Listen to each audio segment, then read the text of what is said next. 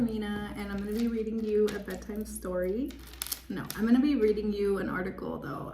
I have 3 on, it's a website called Vocal.Media. This isn't like an ad or anything. I started writing on there a couple years ago. The first article I wrote was 6 years ago. So that's the one we're going to be reading today. And I've just been writing on there a little bit more. Sometimes I write on Tumblr. It's more of like a free write thing. But this is where I'll be posting actual articles and stuff. And I'm just trying this thing where I read them. So let's start. This one is called The Battle with Depressions in the Morning. And I'll just like talk a little bit in between. So let's go. My own struggle with depression started long before I was aware I even had it. Although something did always feel kind of empty, a little numb in circumstances where normal people felt a lot more joy or pain, etc., something was off. In the years preceding my high school days, my sleep health was probably the biggest sign. So that's like what I kind of got here. Sleep was like the biggest kind of like red flag. Days would turn into weeks. My summers would quickly pass. The signs were there, but we didn't know much about these things in my family. And it's just like this little photo of a girl. Like, it was a struggle sometimes, and if you know, you know. It's a struggle sometimes to just like even make it out of the bed in the morning, and that's the start. So yeah. I slept in a lot and took naps often. These tendencies would never directly tell my family of the possibilities. These were only ever seen as lazy for the most part, which isn't by any means true. I'd sleep in until the sun was down, maybe get up for a little or get a snack, but I'd sleep past days without showering, avoiding the bathroom as long as I could, without eating a proper meal or getting any actual real rest. And this isn't healthy.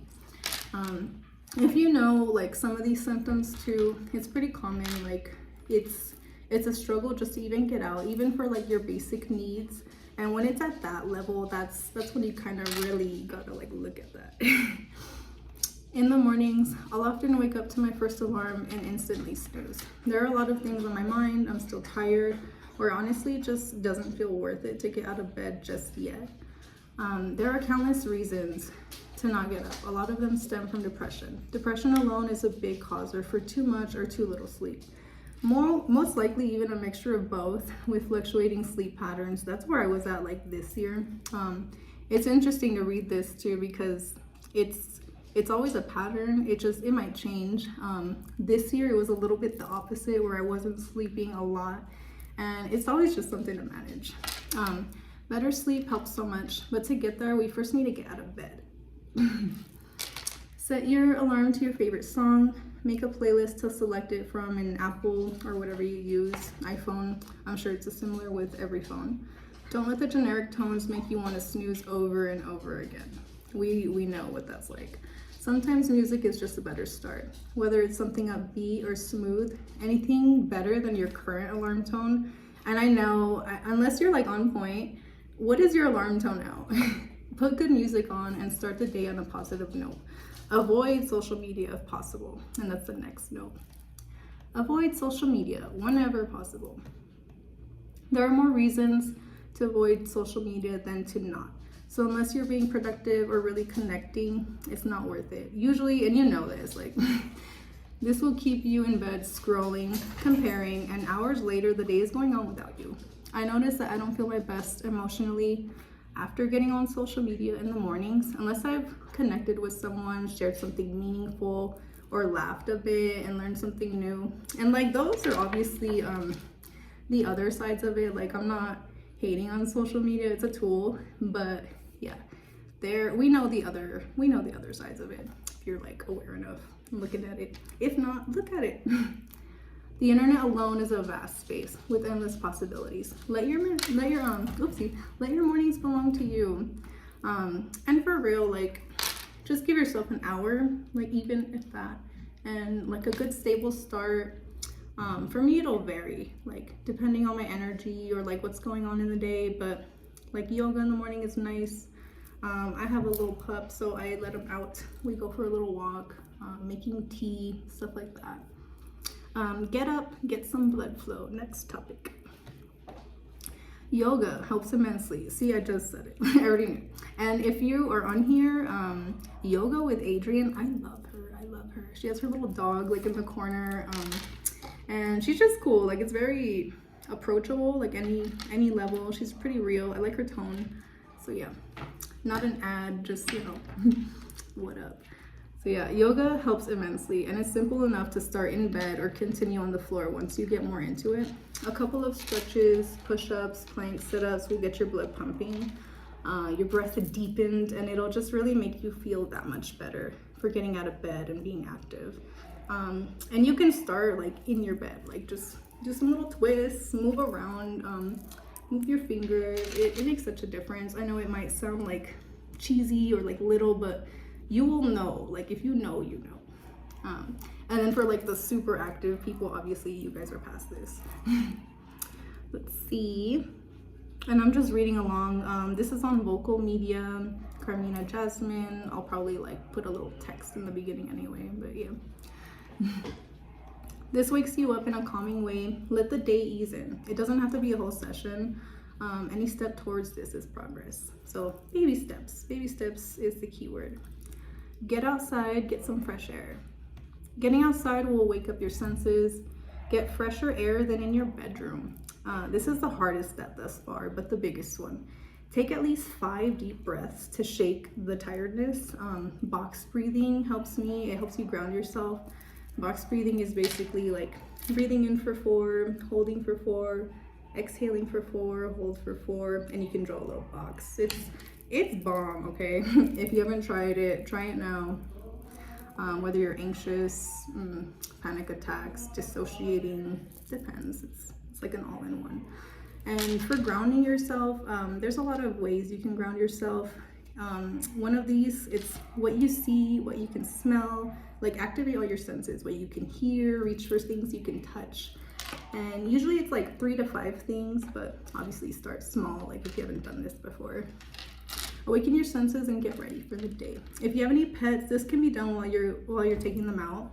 Enjoy this time and really ground yourself in the moment. So like when I really need to ground myself and I'm like walking my dog, like sometimes I usually take my headphones, but if I know I need like to ground myself and just be present, I won't. That way I can like hear what's going on, see things, and just be like a little more aware, a little more active. If you have any pets, yeah, it's gonna be fun when you take them out. Enjoy this time and really ground yourself in the moment. My dogs, they used to stay in like as long as I would. Like, they're down to be homebodies with me, but they need to go out. And if you look at them, you're just gonna be like, no, I want to take you to the park, and you know, they deserve it.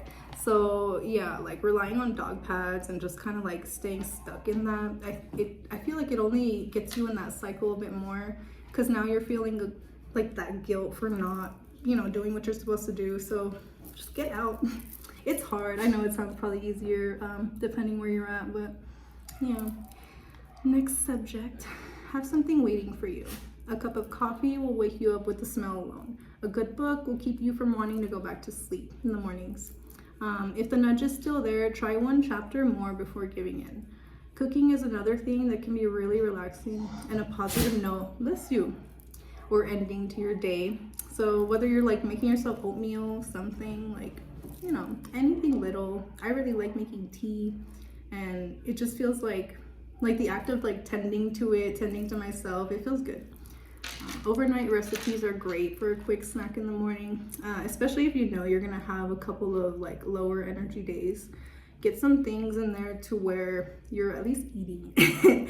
I know some might resonate. I for sure, like sometimes I'll go through the day and I'm like, what did I eat? So having just like things in the fridge like that, like prepare yourself, get yourself ready, like, you know, be an ally. Next one is writing. Writing is another technique. The physical act of writing out on a surface can be very therapeutic, especially when you can get rid of your mind, or it can get rid your mind of some clutter. So get that shit up, get it out your head, you know, get that clutter out of your mind. And like the physical act of like doing it, like get a cute pen and get some cool stationery, get some notebooks. It's different than just like on a little box. It's different. And you know, you can even just like brain dump. Brain dumping is nice. It doesn't have to make sense.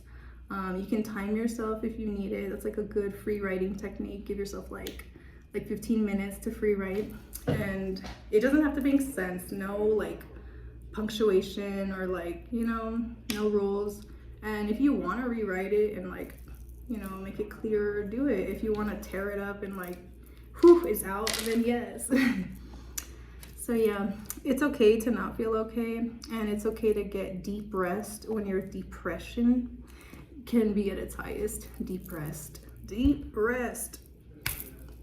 It's for a reason. Get some rest. Steps to get you to a better you start within yourself. And the hardest part can be getting out of bed and letting the day begin. Take your mornings back, whether it's in the morning or throughout the day. Sometimes it's better to stay awake and face the challenges or blessings of the day. Sleep is tempting, but too much isn't healthy. And too little will wear you out. Like, you'll burn out. Don't. It's a balance. Be mindful of the rest, and don't be afraid to talk to those to you about those habits. Sometimes people are a lot more understanding than we can like expect. This is a big one for me. It takes a couple like, I guess, moments or steps or things to get me to actually like reach out and vocalize it. But when you do, not only are you inviting someone to like, whether they listen and care or like do something, you know, that's on them, but like you at least know you vocalized your needs. You at least know you heard yourself vocalize it. So like, that's gonna be in there. And I think naturally we end up like working towards those things and seeing like what it is that we need to tend to that, whatever it may be. I know it's very different for everyone, like whether you oversleep, undersleep, or just like in the middle. But yeah, so anyways, thank you if you listen to this. These are on Vocal.Media. This is not like an ad or anything. I'm just starting to post on there again. Or if you're a writer, like you can post your poetry on here, your articles, your stories. You get paid per reads, and it depends if you're like subscribed or not.